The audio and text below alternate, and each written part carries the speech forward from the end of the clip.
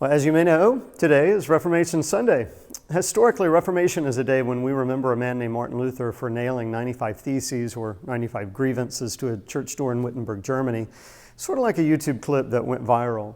Luther was concerned about the church. Why? Because he loved the church, but he wanted it to return to what Jesus had called it to be in the first place.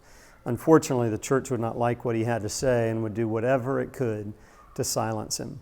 Sort of like a classic David and Goliath story.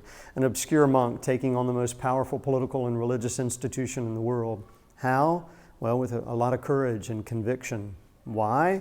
Well, because God's story had become so confused, so misunderstood, so criticized and manipulated that it no longer looked like God's story.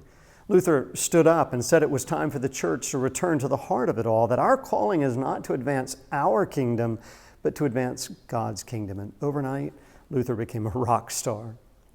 To understand Luther's story, however, we have to jump back to the year 1505, when Luther was only 18 years old.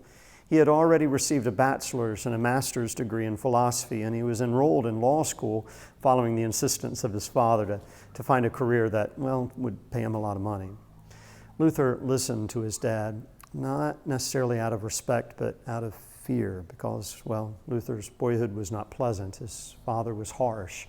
One day he was beaten so badly that he ran away from home, only to be found and returned to a father who was even angrier than he was before. Well, in July of that same year, he was walking home from the library when a terrible storm arose.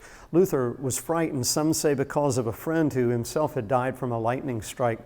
But Luther fell to the ground and he cried out to his patron saint, St. Anne, "Save me and I will become a monk." And sure enough, he was saved. And the next day, Luther sold his law books. Then on the evening of July 16th, 1505, he had a party for his closest friends and family. They tried to hold him back. His father was furious, but Luther gathered them all together at the end of the evening meal and said, "Today you see me as I am for the last time." And within 2 weeks, he had entered the halls of an Augustinian monastery at Erfurt in Germany. Luther was a standout student, which led him at one point to be sent to Rome on a mission. Now, Rome was known to be the heart and soul of the church. His trip would be another turning point in his life. While there, he was approached and tempted by prostitutes. The city was overwhelmed by the poor, destitute, and exploited, all of whom were told that they must use the little money that they had to buy relics and indulgences that would save them from their sin. Luther was outraged at the way the church had lost its heart. Now, the straw that broke the camel's back was when he discovered that a poor, abused teenage boy had been driven to suicide, but that the church had shamefully refused Christian burial. Luther dug the grave himself and vowed that day, shovel in hand, to reform the church. But reform would not be easy. Luther himself was excommunicated. The leaders of Europe were forced to choose sides. 2 European wars would ensue. Countless lives lost, as many as 11 million people, all of this time during the Black Plague, which had ripped apart Europe, killing 1/3 of its population. Look, it was chaotic. There was a great crisis, but through it all, the church was able to rediscover itself and rediscover God, a God whose grace could not be purchased, but is shared freely with all the world, a God who frees us from sin so that we might be free to share his love and advance his kingdom. A God who is concerned more with people than with institutions, a God who sometimes has to use a rather neurotic monk like Martin Luther to change the world. Imagine how he might use you. How eager God is to demonstrate his power through you. Now, I know. It's Reformation, and most Reformation sermons focus on the classic themes of the Reformation, that we're saved by grace through faith, that for freedom's sake we are set free, that we are a priesthood of all believers, sermons on law and gospel, sola scriptura, all good stuff that we learned in confirmation maybe years and years ago. But I'd like to focus on the way God uses ordinary people to make big changes in our community and in this world.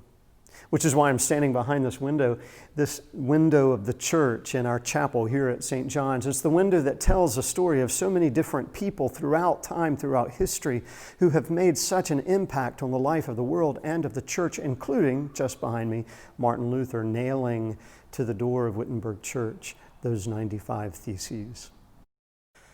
Now, Harry Hart is not on the window behind me, but he is one of those folks in our world who has made a big difference in this world and in our community. He worshiped with us while he lived at Trinity Oaks, died 5 or so years ago, 2 weeks before turning 100. Harry was 28 when he joined the Army so that he could fight in World War II. He quickly rose to the rank of lieutenant colonel, landed on Omaha Beach in Normandy, and was the first American to enter Hitler's bunker after Hitler's suicide in 1945. When he was discharged, he returned to his family farm in Mooresville and went to work the next day. That Sunday, he began teaching Sunday school and didn't stop for 50 years. Harry loved the Lord, and he didn't hesitate telling you all about it. He lived a life of courage and conviction, and rest assured, made a big difference in this world. This past Thursday, I had a conversation with Marvin Moore, who's the Salisbury High School principal here in town. Just checking in on each other, talking through some of the challenges this pandemic has brought us all.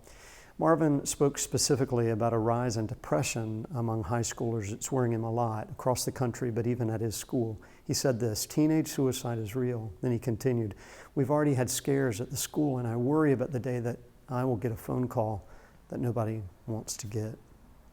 It reminded me of how thankful I am for teachers and principals and all those who are helping our kids manage these most unusual times when digital takes the place of relationship, when loneliness is so easy to hide. You know, Luther wrote, "Here is the true Christian life, when a man applies himself with joy and love to the work of being a servant to others." Harry and Marvin are just 2 examples of giants who have gone before us. And we need giants, don't we? Giants who point the way to the Father, giants who set before us an example not of perfection but of faithfulness, giants who stand not on their own success but on the firm foundation of Christ. There's much to give thanks for Luther and for Harry and for Marvin and teachers and principals and all those who are working so hard and diligently for the sake of the gospel. There's also much to give thanks for you. For God is likewise calling you to follow in his footsteps and to stand on the firm foundations of faith, to stand as a courageous witness to the love of God. It's true. God is calling you to be a giant in this community, in your home, among your friends, at work, at school. There's no doubt that we're in the middle of a storm right now. And there's no doubt that God is calling you to stand in the midst of the storm and to say, "Lord, I will follow you." No matter what storm you face, may you have the courage and the conviction to do just that. Amen.